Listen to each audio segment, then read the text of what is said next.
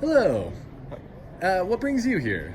So I'm here at Croi 2024 to really learn about all the science. I'm a HIV researcher myself, so one, to present some of my work and also learn about what's going on in other areas that are outside of my direct little niche. And what is it? What's your work? So right now I'm studying the COVID vaccines and the immune response to the COVID vaccines in people with HIV and comparing to people without HIV to see what's their antibody response like and where can we intervene to improve their antibody response if it is indeed lower. And why is that important, do you think, moving forward? Well, I think it's important because there's a lot of people, both in the United States and worldwide, living with HIV. And we know based on previous vaccines that their immune responses are a little bit attenuated. So in some other vaccines, it's been shown that that leads to less protection against that infectious disease that they're being immunized against. So we want to understand, since COVID's a brand new thing, is this still the case with COVID, and how can we help boost protection in people with HIV? And what do you think is being discussed amongst that, what you just mentioned, like the hows? The how to improve the vaccine? Right. There's a lot of different avenues. So a lot of things that we try to argue in our recent papers that maybe people with HIV should undergo more frequent booster vaccinations in order to make sure that their immune response doesn't wane any faster and is always like at the maximum possible level for them. Okay. And some things that you've learned amongst the colleagues here that you look forward bringing back to your community? One of the big things that made an impact with me that I learned was different techniques that they're trying to use to probe the latent viral reservoir in HIV. This is a big issue still, where we can identify cells that, even if somebody's under suppressive medication, there are still cells that are infected within their body.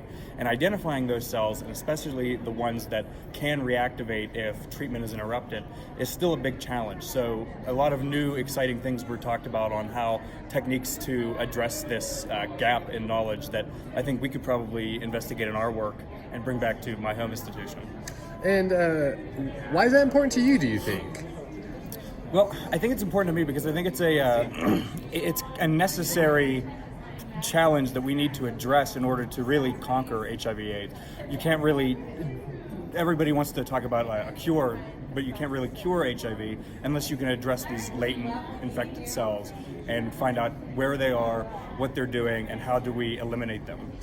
And if you don't mind me asking, what got you in the field that you're in? So my godfather was affected by the HIV/AIDS pandemic back in the 1980s, and growing up and learning about how it was like in his experience really kind of sowed the seed of intrigue in this. And then whenever I got to college, I got an interest in biological science, and I was like, this is what I want to do. I feel like I'm meant to do this. And what is it specifically that you do?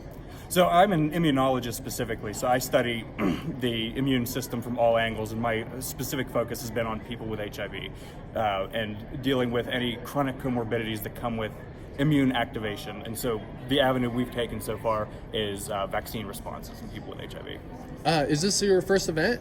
This is my first Croi conference, yes. Okay. And your experience here, and one thing that you're going to take back with you that you're excited about?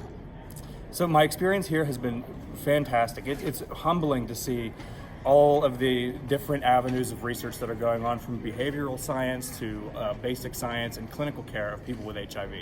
And I think the one thing that it has helped to remind that I'll definitely take back to my colleagues is just the human element of HIV/AIDS. You need all angles and everybody, all hands on deck from every different facet to really address this problem.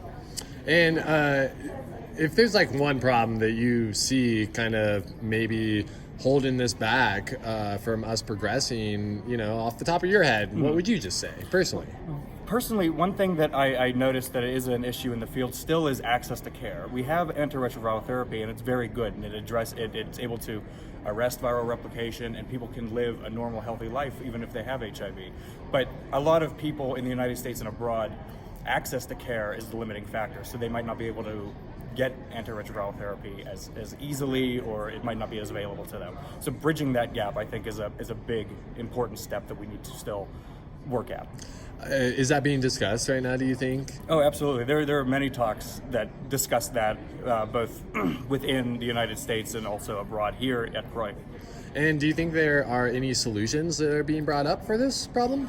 To be honest, I'm not too knowledgeable on that side because I'm more in the basic science and I haven't seen many of the talks on that, but I'm excited to look at them as they go on here in the coming day and tomorrow.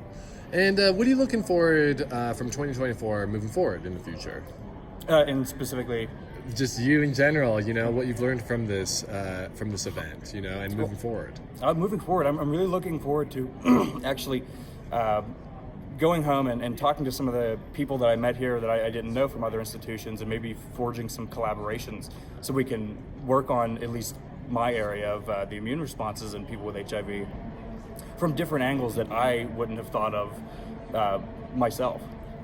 So you made a lot of good networking here then, Absolutely. Would you say? For Absolutely. Sure. Yeah, speaking amongst others is really, I think, the first step into changing humanity as a whole, right? Absolutely. So thank you so much for your time Thank you. speaking with me. I can't appreciate it more. Thank you so much. Okay, thank you so much. Have a good one. You too.